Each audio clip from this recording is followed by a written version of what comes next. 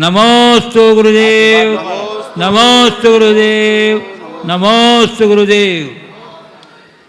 बंधुओं, आज कटनी समाज का अपूर्व सौभाग्य है और एक इतिहास का एक नया सृजन यहाँ हुआ है।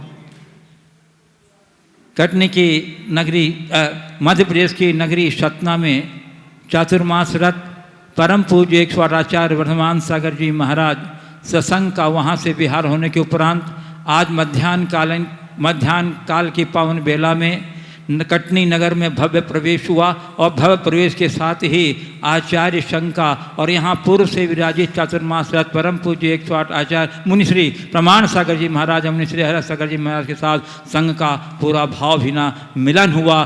तुमुल जयकार के नादों के बीच में सभी लोग बड़े उत्साहित थे और प्रमुदित थे। बंधुओं, इस पूरे संघ को जो यहाँ पर विहार कराते हुए संघपति के रूप में यहाँ लेकर के आए हैं, मैं उन्हें आमंत्रित कर रहा हूँ। श्री जय कुमार जी अविनाश जी शास्त्री जो सांगली के हैं और उनका सम्मान यहाँ की कटनी की समाज करेगी। मैं आमंत्रित कर रहा हूँ श्री जय कुमार जी अविनाश जी शास्त्री सांगली।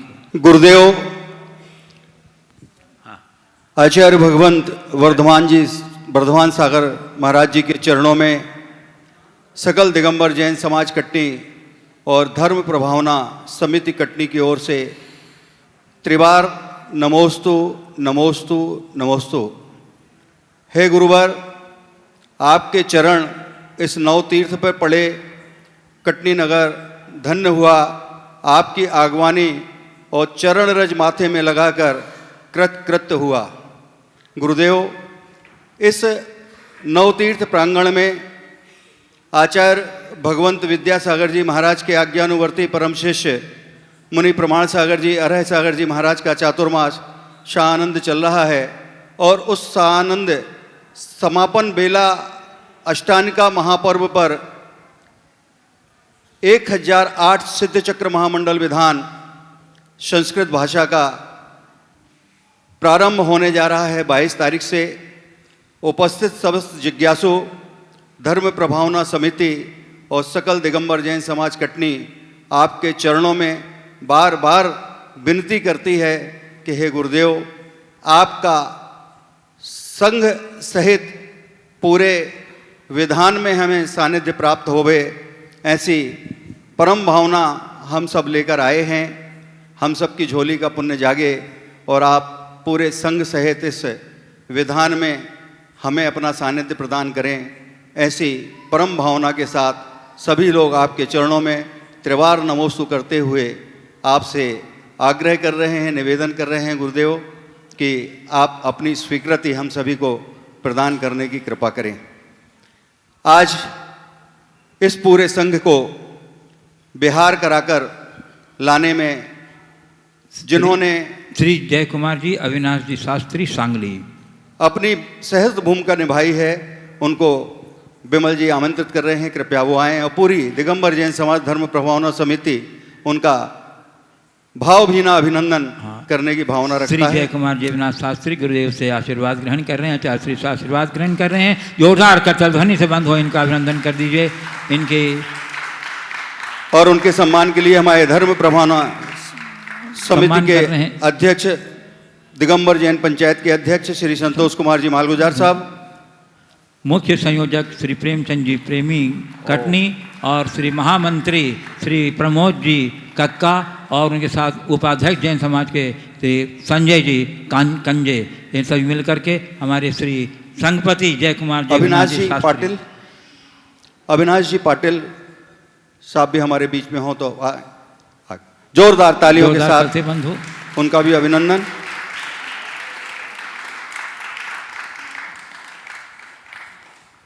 आज संघ का समाधान का यह विशेष सत्र प्रारंभ हो रहा है। रोज तो हम लोग प्रश्न पूछते हैं, परंतु आज आचार्य संघ के संघस्थ मुनिगण आज पूज्य गुरुदेव के समक्ष अपनी जिज्ञासाएं प्रस्तुत करेंगे और पूज्य गुरुदेव उसका समाधान करेंगे। तो मैं प्रथम क्रम में प्रार्थना निवेदित कर रहा हूँ परम पूज्य एक शार्मुनि श्री ऋषभ सागर जी महाराज से। परम पूज्य आचार्य गुरुवर विद्यासागर जी महाराज की जय।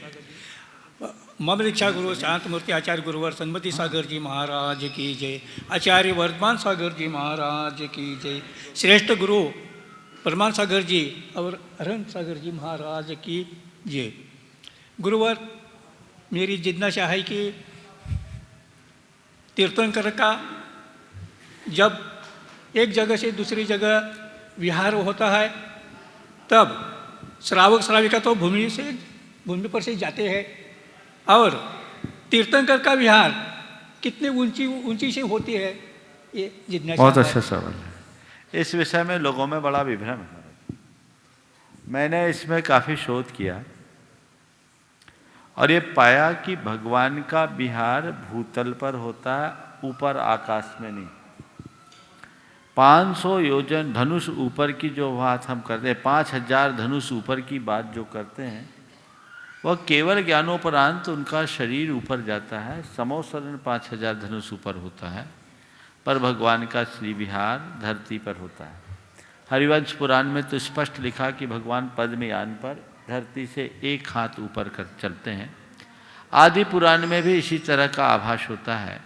और आचार्य समंतभद्र महाराज तो सीधे लिखते हैं, भू रपि रम्या पदिपद मासित जात विकासम बज मृदुहासा। तो धरती पर ही भगवान का विहार होता है और धरती में उनके पीछे नर नारियों का अपार सैलाब चलता है। आदि पुराण में जो भगवान के विहार का क्रम दिया है, उसमें धर्मचक्र से उसकी शुरुआत हुई है और अंत में मनुष्य और पशु पक्षी भी हजारों की तादाद में एक जनमेजनी चलती है।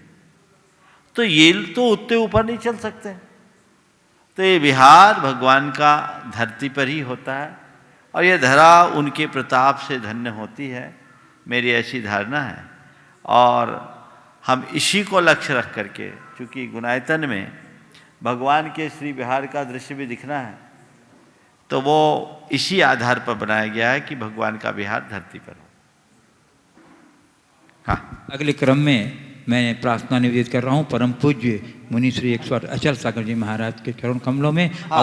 धरती पर 4 अंग कमल बिछता है, कमल से 4 अंगुल ऊपर, वो तो अंडरस्टूड है। हाँ, उसके बाद में परम पूज्य मुनि श्री अविचल सागर जी महाराज के चरण कमलों में प्रार्थना निवेदित करूँगा।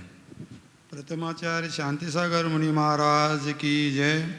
आचार्य श्री विद्यासागर मुनि महाराज की जय। आचार्य श्री सन्मति सागर मुनि महाराज की जय। मम गुरु आचार्य श्री वर्धमान सागर मुनि महाराज की जय। गुरुवर प्रणाम सागर मुनि महाराज की जय। मेरा जिज्ञासा यह है महाराज जी, गुरुदेव, कि रात्रि काल में हम लाइट लगाकर हम प्रतिमान कर सकते हैं क्या? लाइट बनाते समय जितनी हिंसा जनरेटर में होती है, जीवों की हिंसा, उससे हम लाइट लगाकर प्रतिक्रमण कर सकते हैं या नहीं, ये हमारा जिज्ञासा है। आचार्य महाराज ने हम लोगों से बोला कि जब तक प्रतिक्रमण मुखाग्र न हो और केशलो स्वाश्रित न हो, तब तक दीक्षा का मजा नहीं। प्रतिक्रमण और केशलोच में स्वाश्रित हो तो प्रतिक्रमण याद कर लो, याद करो तो फिर लाइट की जरूरत ही नहीं। और जब तक याद नहीं, या जिन्हें याद नहीं हो पाए, अब इस उम्र में दीक्षा लिए, जब भूलने की उम्र हो, तब उनके लिए फिर दिन हो जाए तब कर। दूसरे क्रम में परम पूज्य 100 श्री अविचल सागर जी महाराज और तीसरे क्रम में परम पूज्य 100 श्री अजय सागर जी महाराज। हेलो। श्रेष्ठ और ज्येष्ठ गुरुदेव के चरणों में त्रिवार नमस्तु नमस्तु नमस्तु करते हुए मेरी जिज्ञासा है, गुरुदेव, कि समय सार में जो आचार्य कुंद स्वामी ने कहा है कि प्रतिक्रमण को विष कुंभ कहा है, तो ये हमारा जिज्ञासा। हाँ, बहुत अच्छा। आचार्य महाराज से एक विद्वान ने पूछा, महाराज प्रतिक्रमण विष कुंभ है या अमृत कुंभ? तो गुरुदेव ने उलट के पूछा, बोला स्वाध्याय विष कुंभ है कि अमृत कुंभ? विद्वान ने पूछा प्रतिक्रमण विष कुंभ है या अमृत कुंभ? तो गुरुदेव ने उलट कर पूछा, ये बताओ स्वाध्याय विष कुंभ है या अमृत कुंभ? बोला हमारा स्वाध्याय तो अमृत कुंभ है। बोला तुम्हारा स्वाध्याय अमृत कुंभ है तो मेरा प्रतिक्रमण विष कुंभ कैसे होगा? ध्यान रखने की बात केवल इतनी है कि जब तक हम प्रवृत्ति में हैं तब तक प्रतिक्रमण हमारे लिए अमृत कुंभ है, दोष शोधन का रास्ता है। जब निर्वृत्ति में चले गए, आत्मा में डूब गए, तब फिर उस घड़ी में विषकुंभ बोला है, नीचे की भूमिका में नहीं। प्रवृत्ति में तो हमको पैदेश समारंभा, हमें सारी क्रियाओं को अपनाना चाहिए। परम पूज्य मुनि श्री अजय सागर जी महाराज, बंधुओं, इनके बारे में एक बात बता देना चाहता हूँ कि जब आप ब्रह्मचारी अवस्था में नेमावर में साधना रखते, उस वक्त वहाँ संगस्थ ब्रह्मचारी शांति सागर जी महाराज भी वहाँ थे, शांति बाबा जी शांति लाल जी भी वहाँ थे। उनकी बहुत सेवा की। बाबा जी का नियम था कि मैं प्रतिमाधारी के हाथ से बनाया वही भोजन खाऊंगा, तो उस वक्त ब्रह्मचारी जी ने अपने हाथ से भोजन बना करके उनकी साधना को संपन्न कराया और उनको ले करके मुनि श्री प्रमाण सागर जी के महाराज 52 गजा में बड़वानी में लेकर के आए, जबकि वहाँ श्री चक्र महामंडल विधान चल रहा था। और ऐसी सेवा की है जो हम लोगों ने अपने आंखों से देखा है। शायद उसी का प्रतिफल है कि बाबा जी की समाधि के बाद आपकी दीक्षा भी संपन्न हो गई है। ऐसे महाराज जी से मैं सुना अजय सागर जी महाराज। लुप्त हो रही दिगंबरत्व को पुनर्जीवन दान देने वाले आचार्य शांति सागर महाराज जी के चरणों में शस्त्र नमन। आध्यात्म सरोवर के राजहंस आचार्य विद्यासागर महाराज जी के चरणों में शस्त्र नमन। गुरु नाम गुरु वासन मूर्ति आचार्य सनवती सागर महाराज जी के चरणों में शस्त्र नमन। मम दीक्षा प्रदाता गुरु आचार्य वर्धमान सागर महाराज जी के चरणों में शस्त्र नमन। और मेरे संयम के प्रणेता 1996-91 से पूज्य प्रमाण सागर महाराज जी के चरणों में शस्त्र नमन और अरह सागर महाराज जी के चरणों में शस्त्र नमन। समस्त मंचासीन गुरु मुनि राजों के गुरुओं के चरणों में शस्त्र नमन। गुरुवर, कई जन्मों के पुण्य कर्म के उदय से, आपके आशीर्वाद से, गुरुवरों के आशीर्वाद से इस मुद्रा को धारण करने का सौभाग्य मिला। बस मैं इतनी मेरे मन में जिज्ञासा कहें या मन की उथल पुथल कहे कि मैं ऐसा क्या करूं जिससे मेरा क्षयोपशम बढ़े, विशुद्धि बढ़े, मन एकाग्र हो और अपने 28 मूल गुणों का मैं निर्दोष रूप से पालन कर सकूं, जिससे मेरी यम समाधि हो और अगले भाव में मुक्ति प्राप्त हो। बस यही मैं आपसे बहुत अच्छी भावना प्रकट की है महाराज श्री ने, चूँकि वर्षों से संपर्क में रहे हैं और ये हमेशा कहते थे मुझे मुनि बनना है, मुझे मुनि बनना है। और मैं ये जानता हूँ जिस चीज़ की प्रगाढ़ भावना होती है वो साकार हो ही जाती है और इनके लिए निमित्त बन गया। आपने भाव व्यक्त किया है कि मेरी विशुद्धि भी बढ़े और क्षयोपशम भी बढ़े, मैं क्या करूँ। मैं अपने लिए और सभी साधकों के लिए एक बात कहना चाहता हूँ। दीक्षा पाना दुर्लभ है फिर भी सुलभ है।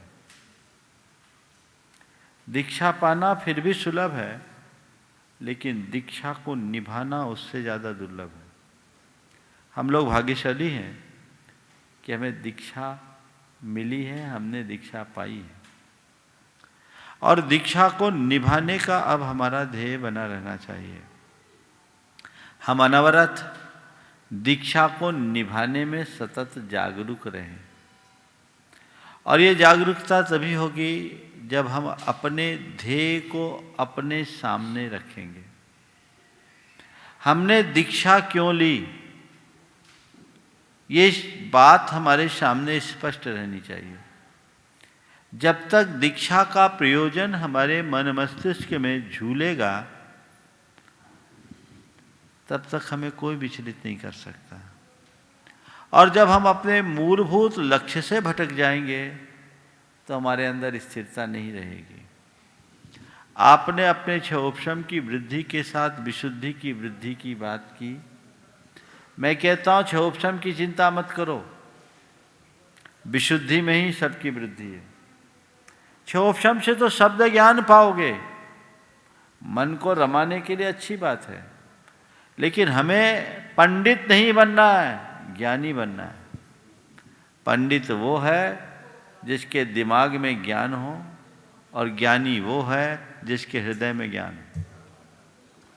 हमें क्या करना है और क्या नहीं करना है, इतनी समझ होनी चाहिए।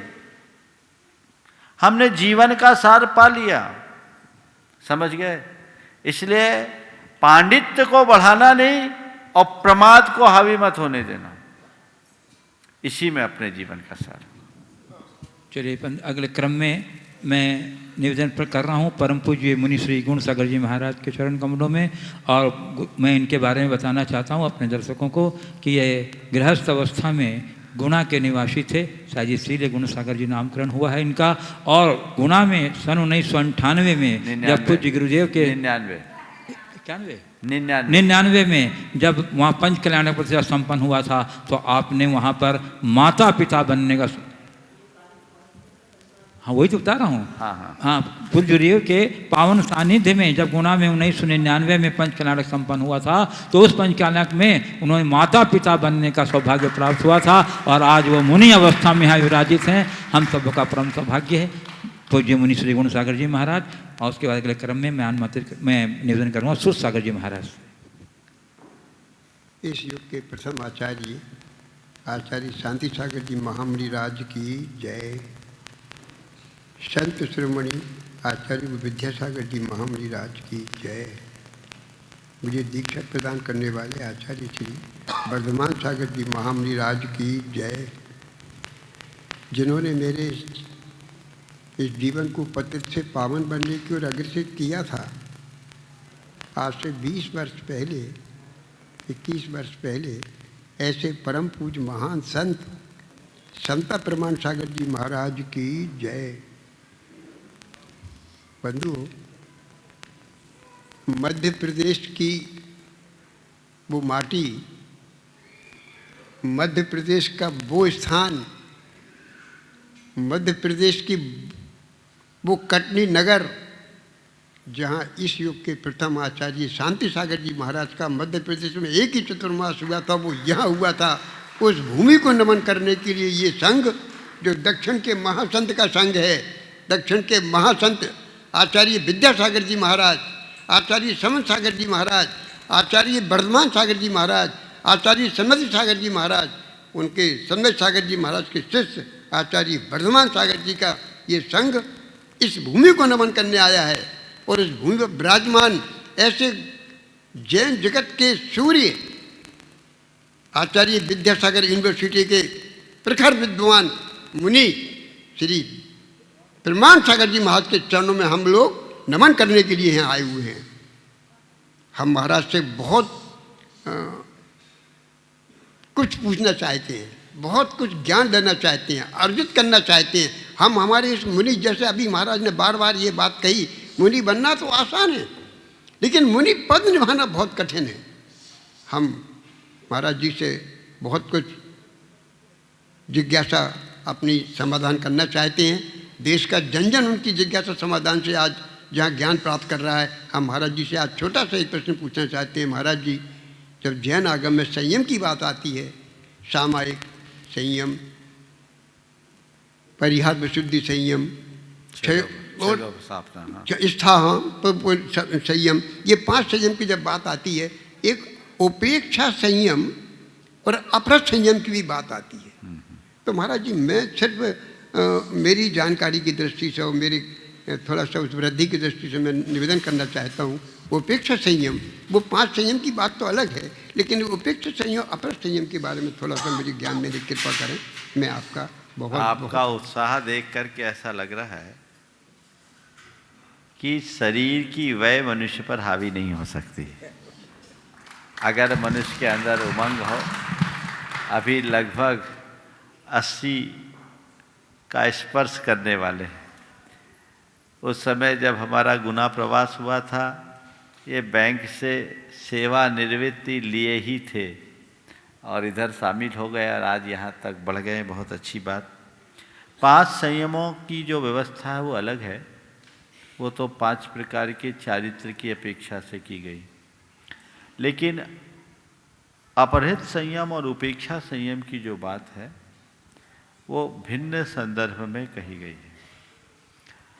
अपहृत संयम का मतलब है जिस संयम में हम संयत प्रतिकार करें।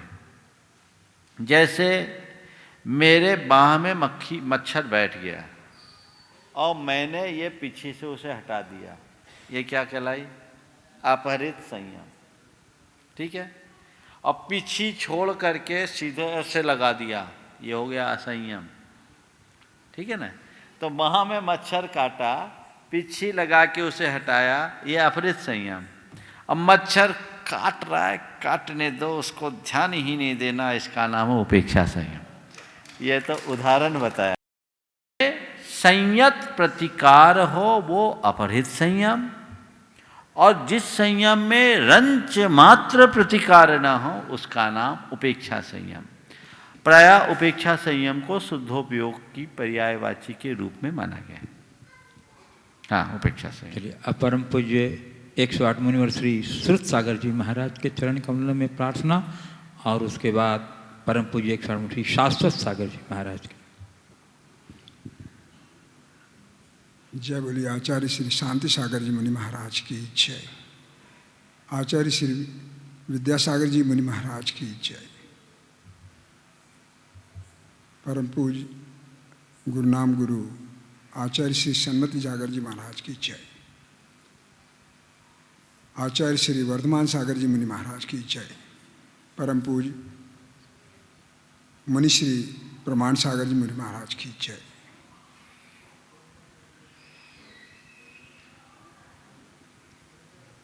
महाराज जी, मैं सिर्फ जो है एक बात ये जानना चाहूँगा कि हमें संलेखना की किस प्रकार से तैयारी करें, ताकि क्योंकि हम इस लगभग इस अवस्था में होते हैं कि बहुत ज़्यादा ना तो याद रहता है और अध्ययन तो करते हैं, समझ में भी उस समय तो आता है, लेकिन बाद में भूल भी जाते हैं। तो कृपया मार्गदर्शन इतने ही दें कि हम संलेखना के लिए क्या तैयारी की ओर कर सकें। देखिए, सुसागर जी महाराज पिछले अनेक वर्षों से जुड़े हुए रहे और दीक्षा के पूर्व इन्होंने अनेक बार मार्गदर्शन दिया। इनके परिवार के लोग नहीं चाहते थे कि वो दीक्षा ले और मेरे से उसके लिए दबाव दिलवाना चाहते थे, पर मैंने इनसे कहा भैया दीक्षा लेने का मन है तो अब तुम तो ले ही लो, नहीं तो चक्कर में पड़ोगे। सब अपने अपने चक्कर की बात करते हैं। आपने दीक्षा ली है, संलेखना की आपकी भावना है और ये अवस्था ही उसकी है। मैं तो ये कहूँगा संलेखना कैसे लेनी है उसके लिए मुझसे पूछने की ज़रूरत नहीं। आपके यहाँ संलेखना के मास्टर हैं और जैसे आपके साथी SL जैन की संलेखना महाराज ने कराई, आपकी भी हो जाएगी। बस आप तो अपने आचार्य महाराज के मार्गदर्शन में चलते रहो, जैसा वो कहते जाए करते रहो, संलेखना हो जाएगी। एक बात ध्यान रखना, संलेखना में ज्ञान की जरूरत नहीं होती, संलेखना में समर्पण और संकल्प की जरूरत होती है। समर्पण हो, दृढ़ संकल्प हो, आपकी संलेखना अच्छी होगी। समझ गए? हाँ। परम पूज्य 108 मुनिवर श्री शाश्वत सागर जी महाराज, और उसके बाद मैं प्रार्थना निवेदित करूंगा परम पूज्य 108 अनंत सागर जी महाराज का। देवादि देव से खदाराक्षी श्री मुनीश्वरनाथ भगवान की जय। परम पूज्य आचार्य गुरु वशिष्ठ विद्यासागर जी महाराज की जय। परम पूज्य आचार्य गुरु वशिष्ठ वर्धमान सागर जी महाराज की जय। परम पूज्य मुनिवर्षि श्री प्रमाण सागर जी महाराज की जय। परम पूज्य मुनिवर्षि श्री अरय सागर जी महाराज की जय। मंचासीन समस्त मुनि महाराज की जय। परम पूज्य आचार्य गुरु वशिष्ठ विद्यासागर जी महाराज जी से व्रत प्राप्त करने के बाद हमें आचार्य श्री वर्धमान सागर जी महाराज के चरणों में दीक्षा प्राप्त करने का सौभाग्य मिला है। उन क्षणों का जो अनुभव हुआ वो वर्णनीय नहीं है शब्दों में।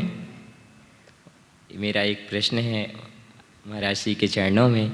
हमारी महाराज जी से मुनिवर्षि श्री प्रमाण सागर जी महाराज जी का दर्शन हमने 1997 में प्राप्त किया था सागर में। तब से महाराज जी को बहुत अपनी हमारा प्रश्न है महाराज जी कि हमने जो रत्नात्र प्राप्त किया है इसको कैसी साधना करें कि हम लोग नवदीक्षित हैं, कैसे अपनी साधना को वृद्धिगत करें, ऐसा कुछ हमें उपदेश दीजिए। देखिए, समाधान दीजिए महाराज। आपने साधना प्राप्त की, ये आपका सौभाग्य है।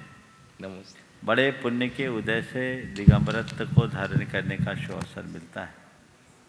आपने पूछा है हम अपने रत्नत्रय को किस तरह से निर्बाध पालें। मैं तो एक ही बात कहता हूँ, गुरु निर्देशों से बंध कर चलो, रत्नत्रय अपने आप पल जाएगा। ये अपने जीवन का मूल सूत्र बना लें। आगे महाराज लोगों से मैं एक निवेदन करूँगा। सब ने जयकार बोल दी है, जयकार का समय बचा लेंगे तो महाराज के लिए समय हम लोगों को पर्याप्त मिलेगा, है ना। घड़ी अपनी गति से चल रही है, इसलिए जयकार न बोल करके हम लोग सब समझ रहे हैं, जयकार नमन भी समझ रहे हैं, है ना। सीधे सीधे सवाल कर ले तो अच्छा रहेगा।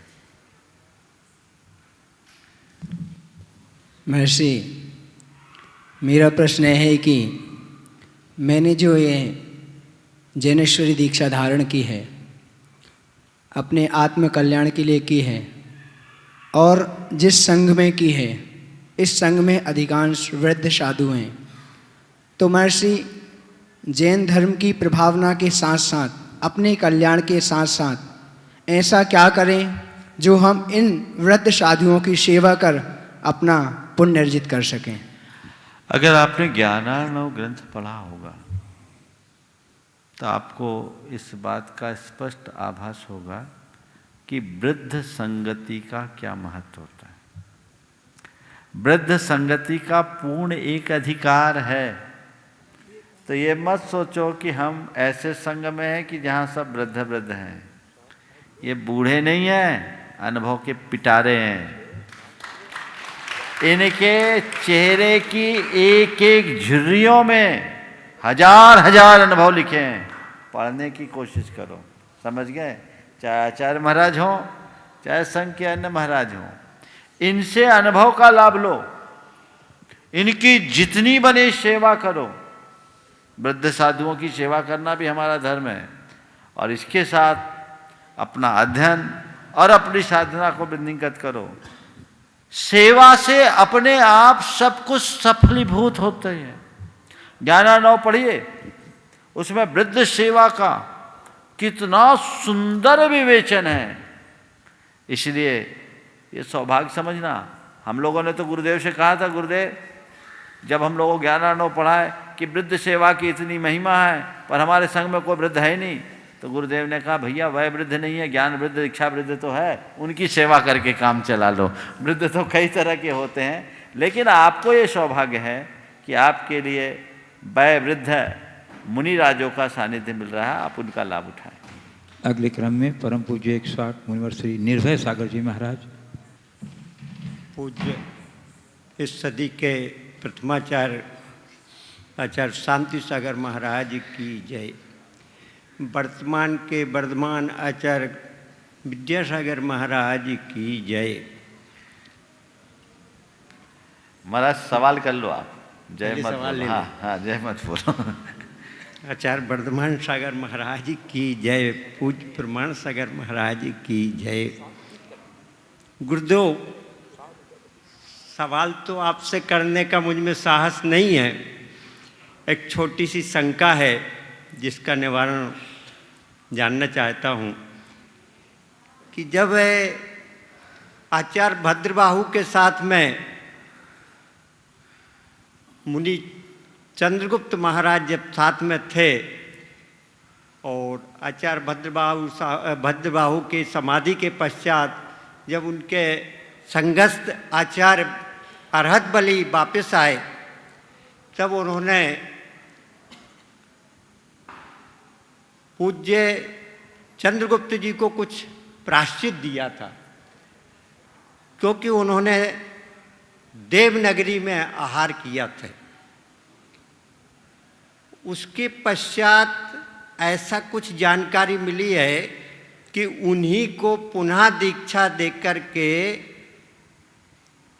गुणभद्र नाम दिया गया था, जो बाद में आचार्य गुणधर स्वामी हुए हैं। जिनके द्वारा कसाय पाहुण की संरचना की गई है, क्या ये सही है? इसका ऐसा कतिपय लोग कहते हैं, पर ये बात पुष्ट नहीं। गुणधर आचार्य एक स्वतंत्र आचार्य थे। अरहदबली और गुणधर आचार्य समकालीन थे।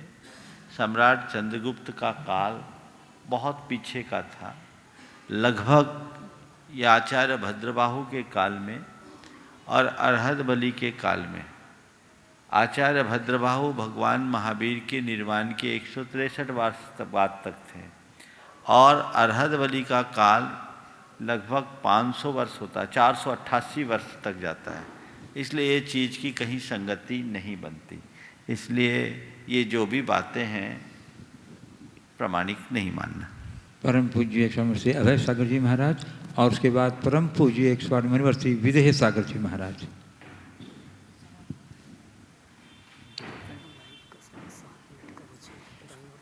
हाँ, ये कंटिन्यू रहेगा। अभी पूछोगे? हाँ।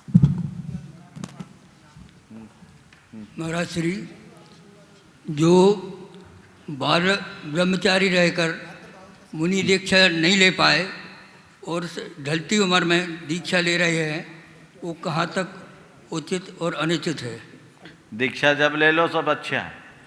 हम तो कह रहे हमारे गुरुदेव ने ये वैकेंसी रखी नहीं, पर बड़ी कृपा की है वर्धमान सागर जी महाराज ने। आप सबको लिए वैकेंसी खुली है और उन लोगों से मैं कहता हूँ जो उम्मीदवार हैं, लगा लो लाइन, दुकान खुली भी है। इससे अच्छा अवसर नहीं। जब जागो तभी सवेरा।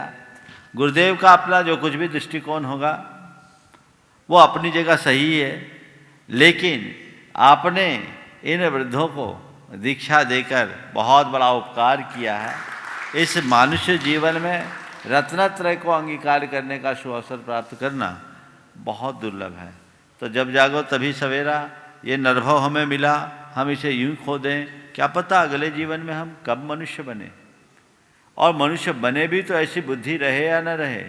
इसलिए जिनके हृदय में ऐसे वैराग्य की हिलोर आते हैं, उन्हें जरूर इस पर्याय को धारण करना चाहिए, मेरा पूर्ण अनुमोदन और पूर्ण समर्थन। परम पूज्य 108 श्री विदेह सागर जी महाराज और उसके बाद परम पूज्य 108 मुनिवर श्री अरह सागर जी महाराज के चरण कमलों में प्रार्थना व्यक्त करूंगा अपने उपयोगी प्रश्नों के लिए। पूज्य आचार्य श्री के चरणों में तिवार नमस्तु करके पूज्य प्रकर वक्ता मुनि श्री प्रमाण सागर जी महाराज के चरणों में तिवार नमस्तु करके मैं पूज्य प्रकर वक्ता मुनि श्री प्रमाण सागर महाराज के समक्ष एक जिज्ञासा रखता हूँ कि आज जो पंच परिवर्तन है, उस पंच परिवर्तन में जो भाव परिवर्तन आचार्य भगवंत ने बताया है कि विगत 2 सालों से मैंने आपके मुख से भावना योग ये बहुत सुना है कि ये भाव परिवर्तन और भावना योग, और उसके बारे में मुख्य रूप से क्योंकि विशुद्धि का संबंध उस दोनों में आता है, मैं ये जिज्ञासा चाहता हूं कि भाव योग और भाव परिवर्तन ये दोनों के बारे में सविस्तर रूप से बताइए कि मुख्य रूप से भावना योग क्या है? देखिए, भाव परिवर्तन की जो व्यवस्था है वो हमारे संसार के परिभ्रमण के परिणति को दर्शाती है। यद्यपि भाव परिवर्तन के बारे में मैं बताऊं तो काफ़ी समय लग जाएगा, अगर समय मिला तो हम लोग दिन में उसमें चर्चा करेंगे, पर एक पंक्ति में बताता हूं। भाव परिवर्तन का मतलब है जघन्य कर्म स्थिति से लेकर उत्कृष्ट स्थिति और अनुभाग में जितने भी कर्म के विकल्प हैं, उन सब कर्म विकल्पों के बंध योग भावों की प्राप्ति का नाम भाव परिवर्तन, जो हमारे बड़े सुदीर्घ संसार को दर्शाता है। भावना योग का संबंध इससे भिन्न है। भावना योग का संबंध हमारे अवचेतन मन से जुड़ा है और भावना योग हमारे समय सार की साधना है। आचार्य कुंद ने भावना योग की ही बात करते हुए कहा है कि तुम जो पाना चाहते हो उसकी भावना भाव। और वो समय सार में कहते हैं जो आद भावन मिनम निच्चु जुत्तो मुनि समाचर दी सो सब दुख मोखम पावई अचरेन कालेन। जो मुनि नित्य ही उद्यत होकर अपनी आत्मा की भावना को भाता है वो शीघ्र ही सब दुखों से मुक्त हो जाता है। तो ये भावना योग ही है। और यही बात आचार्य पूज्यपाद ने अपने समाधि शतक में कहा, सोहम इत्यात संस्कारात् तस्मिन् भावनया पुनः तत्रैव दृढ़ संस्कारात् लभते ही आत्मन स्थिति। तो ये सब बातें एक प्रकार से भावना योग के बीज में हैं। हमने भावना योग को आधुनिक मनोविज्ञान के साथ जोड़ते हुए जैन साधना में जैन मुनियों की चर्या क्रिया में जो बातें हैं उनको 4 में अंतर्गर्भित किया है। हमारे 6 आवश्यक है जिसमें स्तुति और वंदना आती है, उसे हमने प्रार्थना में परिवर्तित किया, इनर नरिश में। एक प्रतिक्रमण जो है इनर क्लीनिंग, जो भावना योग का दूसरा चरण है। तीसरा है प्रत्याख्यान। प्रत्याख्यान हम लोग त्याग से जोड़ते हैं। यथार्थ प्रत्याख्यान का अर्थ है भावी जीवन को सुंदर बनाने का संकल्प, जिसे हमने तीसरे चरण में लिया इनर रेजोल्यूशन। और चौथा स्तर है सामायिक यानी इनर रिफ्लेक्शन, आत्म संलीनता। तो ये चारों चरण का अगर हम ठीक ढंग से प्रयोग करें और उसका पूरा स्वरूप ही इस तरीके से डिजाइन किया गया है कि यदि लोग नियमित करें तो जीवन में बहुत बड़ा परिवर्तन आ सकता है। लोगों में परिवर्तन घटित हुआ भी है। परम पूज्य 108 मुनिवर श्री अरहत सागर जी महाराज के चरण कमलों में प्रार्थना उनके उपयोगी प्रश्न के लिए। छोटा सा। और उसके बाद पूज्य 105 अलख श्री नेमी सागर जी महाराज के चरण कमलों में मैं प्रार्थना निवेदित करूँगा। नमोस्तु महाराज श्री। सभी मुनि वृंदवन ने आपके चरणों में अपनी अपनी शंकाएँ रखी हैं, तो आज के प्रासंगिक क्षण हैं जो मैं भी चाहता हूँ आपकी अनुमति से, वो बाबा जी की कृपा भी हो गई आज, बहुत अच्छी है। मैं भी आपकी यात्रा में शामिल होना चाहता हूँ। तो महाराज श्री ऐसा देखा जाता है कि सुख हर व्यक्ति के जीवन की यात्रा लंबी भले ही हो, सुख हर व्यक्ति के जीवन की यात्रा लंबी भले ही हो, पर उस यात्रा का एहसास नहीं होता है कि मैं सुखी हूँ। पर दुख का एक क्षण भी पूरी सुख की यात्रा को विचलित कर देता है महाराज श्री। तो दुख में सुख की अनुभूति कैसी करें, आपके चरणों में निवेदित पंक्तियां। बहुत अच्छी बात महाराज श्री ने रखी है। सुख की कितनी भी लंबी यात्रा हो पर सुख के क्षण का एहसास हमें कम होता है, पर दुख के क्षण की एक पल की प्रतीति हमें पूरी तरह विचलित कर देती है। आपने पूछा है कि दुख के क्षणों में सुख का एहसास कैसे करें। सीधा सा रास्ता है, सोच को बदले। अगर हमारी सोच सकारात्मक हो जाए तो हम दुख के क्षणों में भी सुख का सुखद अनुभव कर सकेंगे। महाराज जी का सवाल तो इतना अच्छा है, ऐसे रोज़ अच्छा ही पूछते हैं, उत्तर दूं तो समय का अतिक्रमण हो जाएगा। ये तो पूरे प्रवचन का विषय है, पर आज बहुत अच्छा लगा है। आचार्य महाराज यहाँ विराजमान हैं, उनकी साक्षी में आज के इस शंका समाधान का सत्र चला है। मैं चाहूँगा कि ऐसे मौके पर उनका भी मार्गदर्शन सबको मिले, इसलिए अब ये निवेदन अलग जी रह गए। अच्छा ठीक है, ठीक है। परम पूज्य 105 अलख श्री नेमी सागर जी महाराज। नमोस्तु गुरुदेव, नमोस्तु गुरुदेव, नमोस्तु गुरुदेव। गुरुदेव एक निवेदन करना चाहता हूँ। जब आप सतना के एक श्रावक ने कहा था कि गुरुदेव प्रमाण सागर महाराज जी भी सतना में चातुर्मास करना चाहते हैं, और मुझे इतना आनंद हुआ कि आपका वचन सुनने के, जो आपके समूह शरण में बैठ के आपके वचन सुनने का मौका मिल जाएगा, ऐसा इसलिए मुझे आनंद हुआ था। मेरी जिज्ञासा है गुरुदेव, कि मुनि तो निवृत्तिमूलक होते हैं और श्रावक तो प्रवृत्तिमूलक होते हैं, लेकिन एक आधा श्रावक प्रतिमाधारी बन जाए और वो भी निवृत्तिमूलक हो सकता है। थोड़ा सा हमें मार्गदर्शन कीजिए।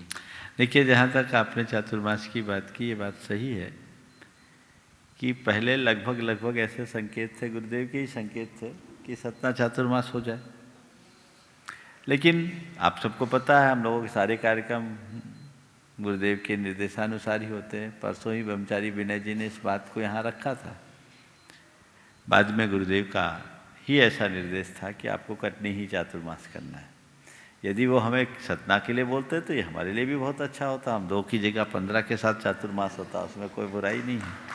आचार्य महाराज का भी संदेश हमारे पास आया था। लेकिन चलिए, आज हम लोग 1 दिन 2 दिन, अब जितने दिन महाराज चाहेंगे उतने दिन के लिए बैठेंगे और ये आनंद लेंगे। सवाल ये नहीं है कि हमें कितने दिन मिले, सवाल ये है कि हमने क्या लिया। बस वही हमारी दृष्टि होनी चाहिए। परम पूज्य 108 आचार्य वर्धमान सागर जी महाराज चरण कमलों में उनकी पावन देशना और आशीर्वाद के लिए विनम्र प्रार्थना।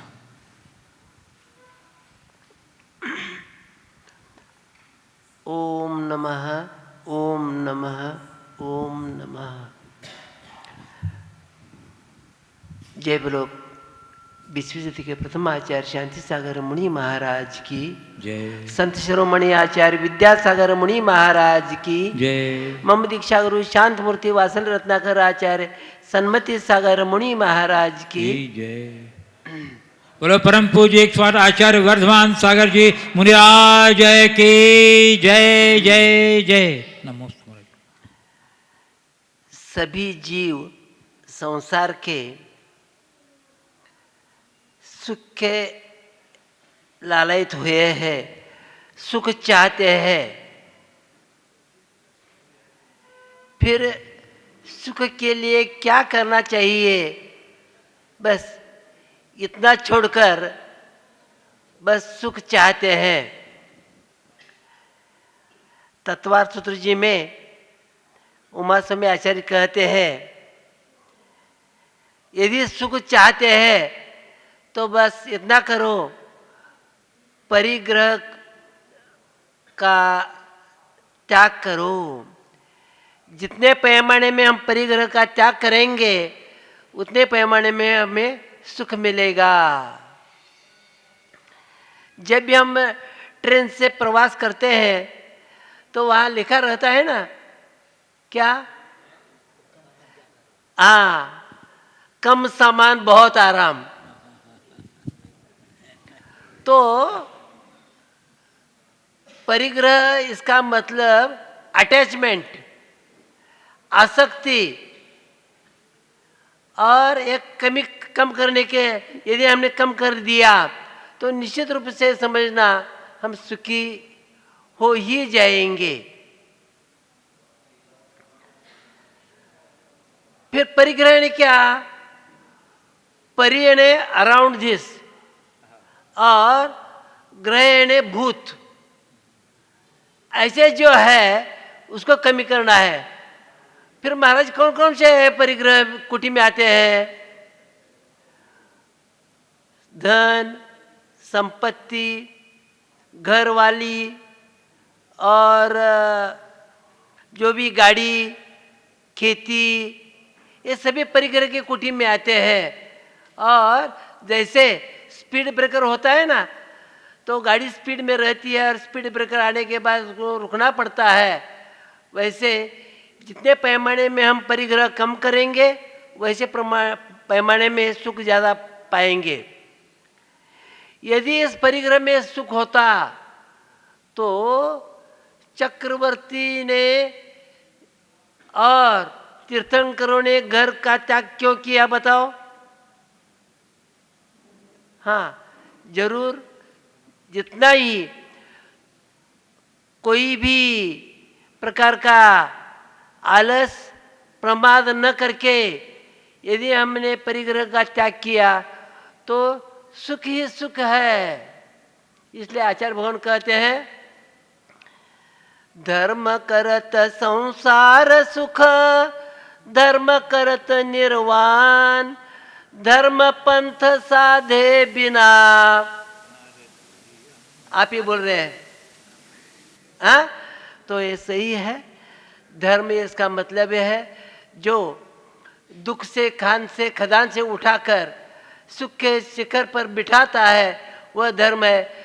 ऐसा धर्म हम सब पालेंगे और सही महीने में संयम में ही सुख है। यथाशक्ति संयम धारण करना, ये बार बार अवसर आएगा ही, ऐसा नहीं। आप सभी को सुख मिले। इसके साथ जय बोलो देवादिदेव मुनीश्वरनाथ भगवान की। कंप्यूटराइज्ड माइंड, ऐसे गुरुदेव जिन्हें प्रश्न जाने बिना ही उत्तर स्मरण रहता है, ऐसे गुरुदेव के चरणों में मेरा एवं मेरे परिवार की ओर से बारंबार नमोस्तु एवं समस्त आचार्य संघ एवं आचार्य वर्ग के चरणों में नमोस्तु। हे गुरुदेव, मेरा आज का प्रश्न ये है कि शास्त्रों के अनुसार लिखा गया है कि दिन में ही भोजन कर लेना चाहिए, रात्रि में नहीं करना चाहिए, क्योंकि रात्रि में लाइट के कारण जीव जंतु भोजन में गिर जाते हैं। लेकिन बड़े बुजुर्ग कहते हैं कि रात्रि में फलाहार ले लो, उसमें कुछ नहीं होता है। तो क्या फलाहार में जीव जंतु नहीं गिरते हैं? कृपया इसका समाधान कीजिए। बहुत अच्छा सवाल किया है और इस छोटे से बच्चे के इस सवाल में एक बड़ा संदेश है। ये लोगों ने एक भ्रमपूर्ण धारणा बना ली, एक ढर्रा बना लिया कि रात्रि भोजन का त्याग यानी केवल अन्न का त्याग। इसका मतलब ये नहीं है कि अन्न में ही पाप है। एक बार एक बच्चे ने मुझसे पूछा कि महाराज जी, रात में रोटी खाने में पाप लगता है, कलाकंद खाने में नहीं लगता? तो पाप है। जब हम रात्रि भोजन को हिंसा से बचने के लिए त्यागे हैं तो हमें किसी भी प्रकार का भोजन नहीं लेना चाहिए। ये फलाहार तो केवल एक आपातकालिक व्यवस्था है जो आधार देने के लिए कि व्यक्ति दिन भर भूखा रह गया, नहीं कुछ चल पाया, तो चलो 2 केले खा लो, 1 सेब खा लो, 1 गिलास दूध पी लो, हो गया फलाहार। आजकल लोगों ने फलाहार को फुलाहार बना लिया। दिन में खाना भी खाएंगे, रात में फलाहारी भी सूटेंगे। और फलाहार में आप लोग जो लेते हो तो दिन में भी खाने लायक नहीं है।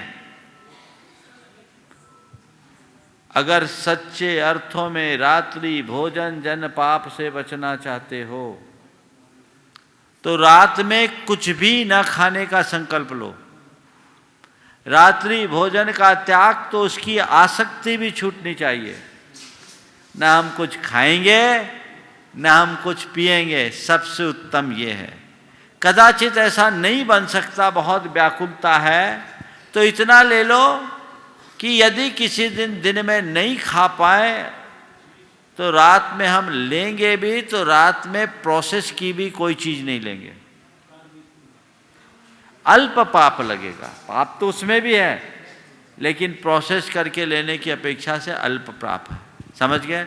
इसलिए कोशिश करना चाहिए रात्रि में चारों प्रकार के आहार के त्याग का। श्री जय कुमार जैन, लड्डू भैया परिवार कटनी तैयार रहेंगे। श्री ललित जी चूड़ीवाल, रामगढ़ कैंट, झारखंड। गुरुजनों को मेरा बारंबार नमोस्तु नमोस्तु नमोस्तु। गुरुदेव, सर्वज्ञता की जैन दर्शन में क्या अवधारणा है? कुछ लोग कहते हैं संसार में जो कुछ भी घटित होता है वह सर्वज्ञ के ज्ञान के अनुकूल ही होता है। यह कहाँ तक आगम सम्मत है? कृपया समाधान करने कृपा करें। देखिए, बात सच है कि भगवान सर्वज्ञ है और उनके ज्ञान से बाहर कुछ नहीं, और इसी को आधार बनाकर लोग ये कहते हैं कि जो कुछ भी होता है वो भगवान के ज्ञान के अनुसार ही घटित होता है। मैं इस वाक्य में थोड़ा संशोधन चाहता हूं। जो होता है वह भगवान के ज्ञान में घटित होता है, ऐसा नहीं। जो घटित होता है वो भगवान के ज्ञान में झलकता है। भगवान ने अपने तत्वोपदेश में हमें ये नहीं कहा कि तू निष्फिकर होकर बैठ जा, तेरा जो परिणमन होना है वो सब मेरे ज्ञान में है, तू तो हाथ पर हाथ धर कर बैठ जा।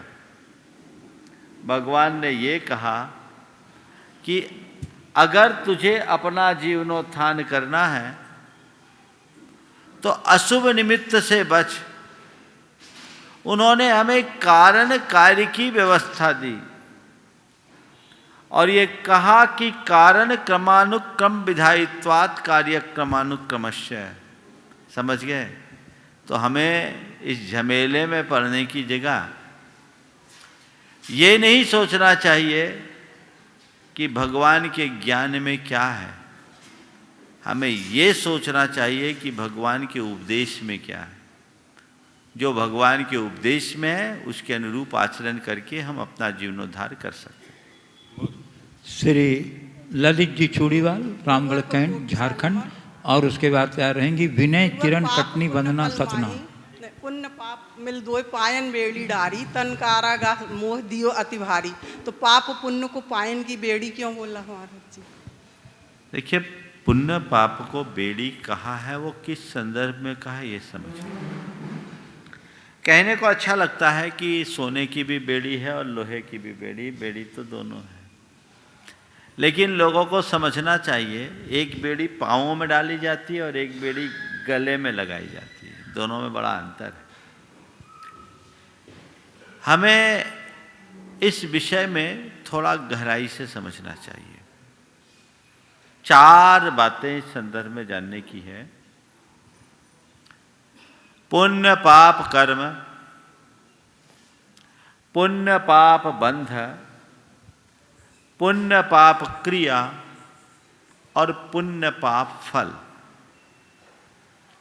पुण्य पाप कर्म की दृष्टि से हम कहें तो पुण्य और पाप दोनों समान है। पुण्य भी कर्म है, पाप भी कर्म है। कर्म सामान्य की अपेक्षा से समान है। लेकिन जब हम पुण्य पाप बंध की बात करेंगे तो ज्यों ज्यों हमारे गुणस्थानों की वृद्धि होगी, भाव की विशुद्धि बढ़ेगी, उत्तरोत्तर पुण्य का बंध बढ़ेगा, उसे हम रोक नहीं सकते। उत्तरोत्तर पुण्य का बंध बढ़ता है।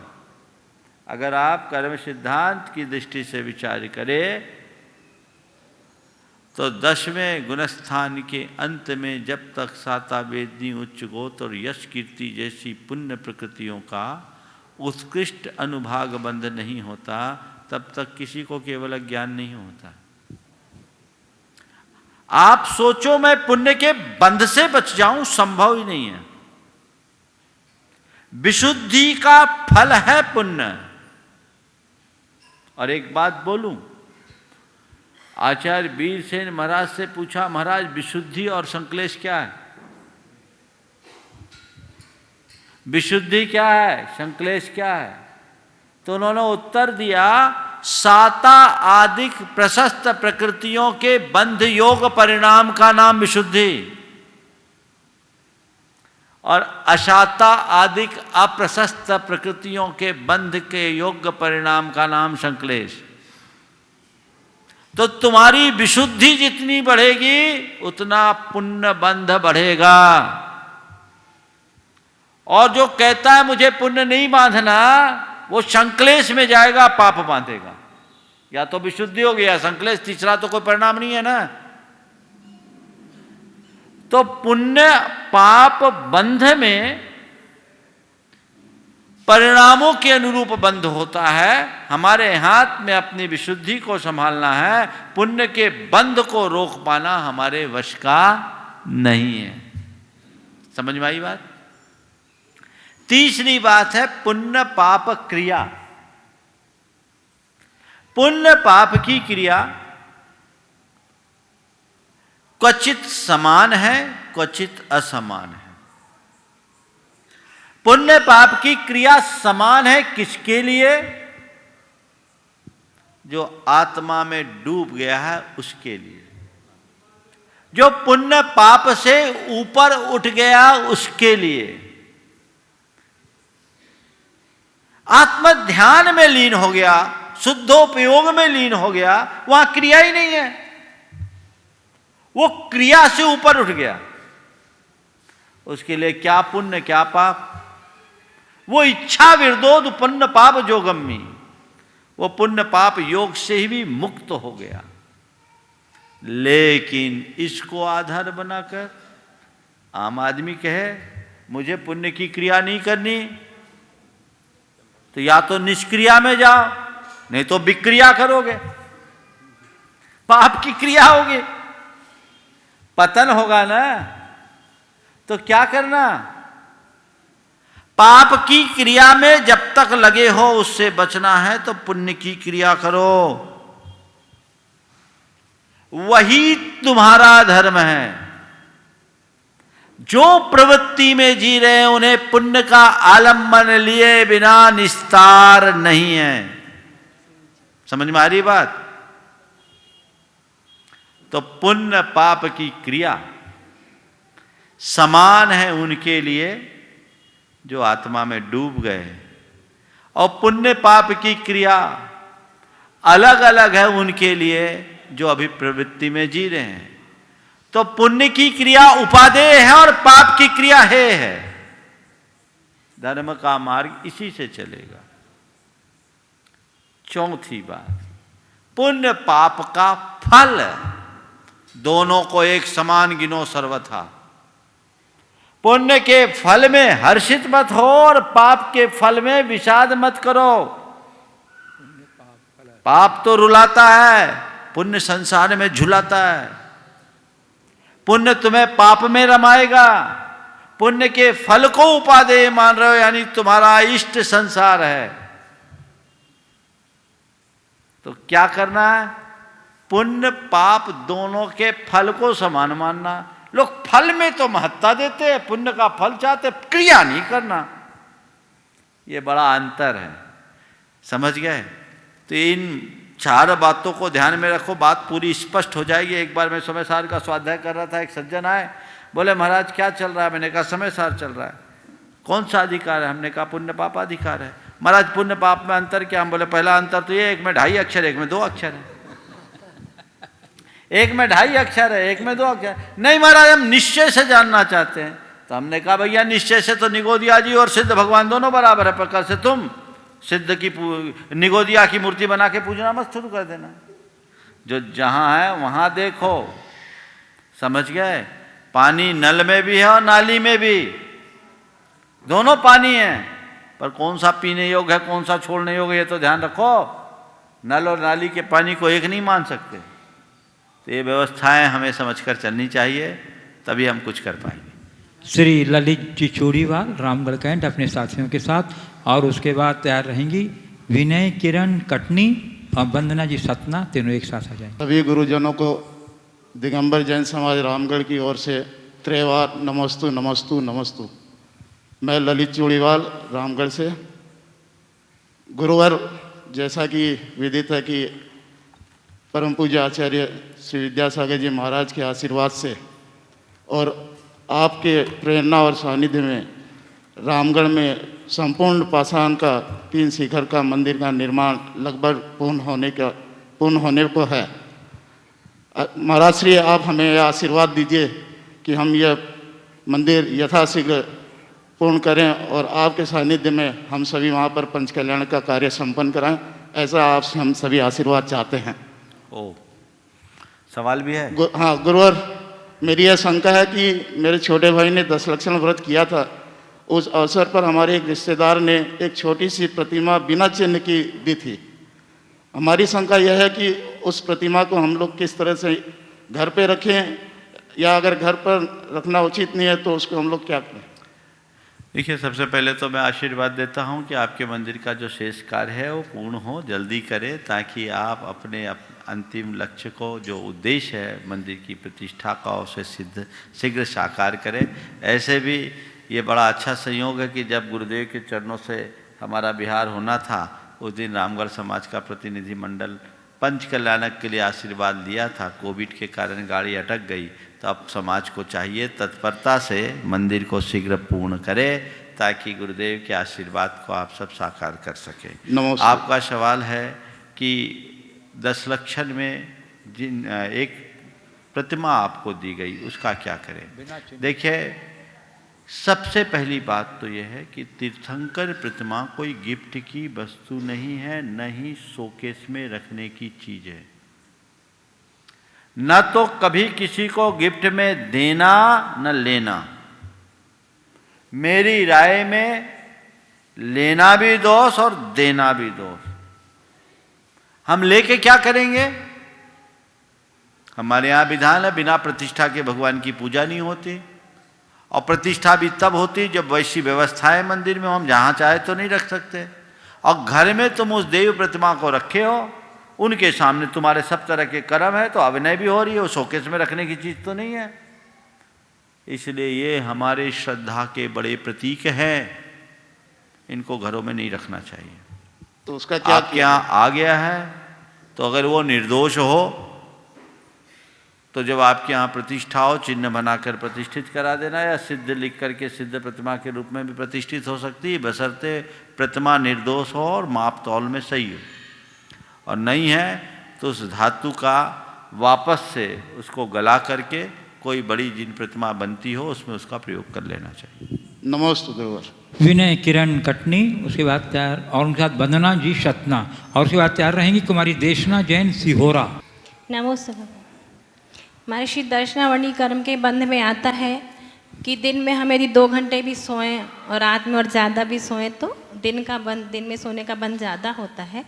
इसके विपरीत जब हम दिन में 4 घंटे भी सोएं और रात्रि में 2 घंटे में भी उठ जाएं तो भी रात्रि में उठने के बाद हमारी अशुद्धि होती है, हमें स्नान आदि ज़्यादा करना पड़ता है। तो रात्रि और दिन में ऐसा क्या अंतर पड़ जाता है सूर्यास्त का, या फिर और कुछ? देखिए, रात्रि विश्राम करना प्रकृति के अनुरूप है और दिन में सोना प्रकृति के विरुद्ध है। दिन में सोना प्रमाद का द्योतक है। आप देखें कि दिन में 2 घंटे सोएंगे तो आपकी निद्रा गाढ़ होती है, और रात की निद्रा अपेक्षाकृत उतनी प्रगाढ़ नहीं होती। इसलिए दर्शनावरण कर्म का बंध विशेष होता है, क्योंकि वहाँ प्रमाद की बहुलता है। इसलिए हमें प्रमाद त्याग के रहना चाहिए। नमस्ते। इस प्रकार आज के इस सत्र को परम पूज्य गुरुदेव के चरणों में नमन अर्पित करते हुए यहीं पर विराम दे रहा हूँ। बोलिए परम पूज्य आचार्य गुरुवर श्री विद्यासागर जी महाराज की।